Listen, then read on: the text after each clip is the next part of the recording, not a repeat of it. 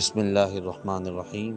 حضرت عبداللہ بن عمر رضی اللہ تعالی عنہما سے روایت ہے، ترمذی شریف میں حدیث نمبر 2411 کہ آپ صلی اللہ علیہ وسلم نے فرمایا، لا تکثر الکلام بغیر ذکر اللہ، کہ اللہ کے ذکر کے علاوہ بہت زیادہ بولنے سے بچو۔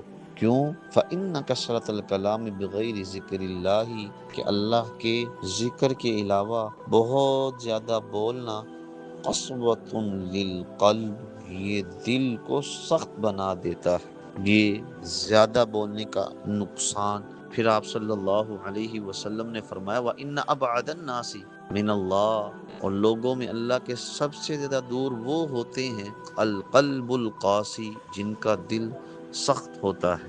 یہ ترمذی شریف کی حدیث ہے۔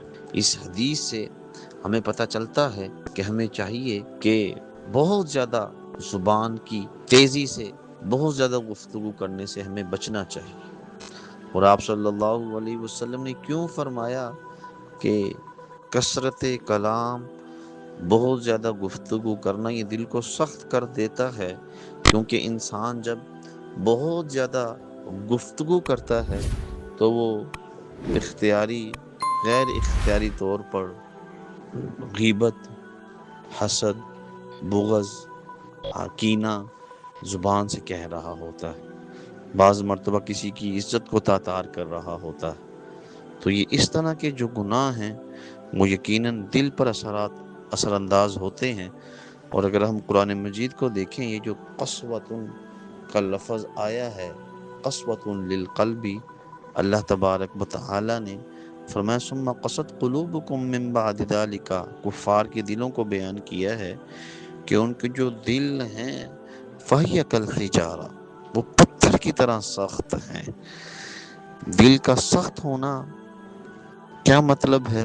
ہوتا کیا ہے کہ جب دل سخت ہو تو پھر انسان کے دل پہ کوئی نصیحت عمل نہیں کرتی، اور جب دل سخت ہو تو پھر انسان گناہوں میں آہستہ آہستہ مبتلا ہوتا ہے، پھر نیکیوں سے دور ہوتا ہے، پھر اور زیادہ ہو تو پھر نیکیوں سے نفرت اور گناہوں سے محبت شروع ہو جاتی ہے، نماز پڑھنے کو دل نہیں کرتا۔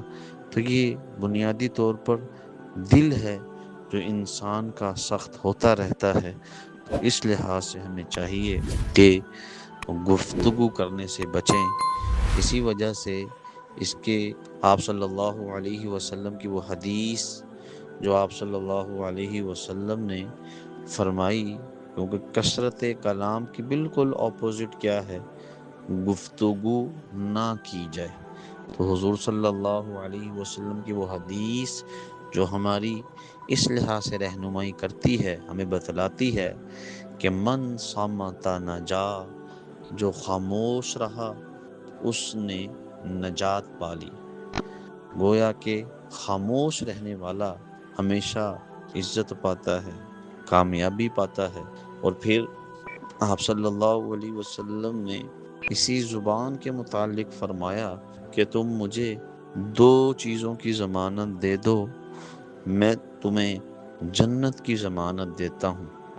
اس میں آپ صلی اللہ علیہ وسلم نے فرمایا، ایک جو دو ٹانگوں کے درمیان ہے اس کی حفاظت، اور دوسرا جو آپ صلی اللہ علیہ وسلم نے فرمایا دو جبڑوں کے درمیان ہے اس کی حفاظت۔ تو چونکہ انسان کے اگر آپ گناہ دیکھیں تو انسان کثرت سے جو گناہ کر رہا ہوتا ہے اس میں زبان بنیاد ہوتی ہے۔ اس وجہ سے آپ صلی اللہ علیہ وسلم نے کثرت کلام کرنے سے منع فرمایا ہے۔ اللہ ہم سب کو زبان کے گناہوں سے محفوظ فرمائے۔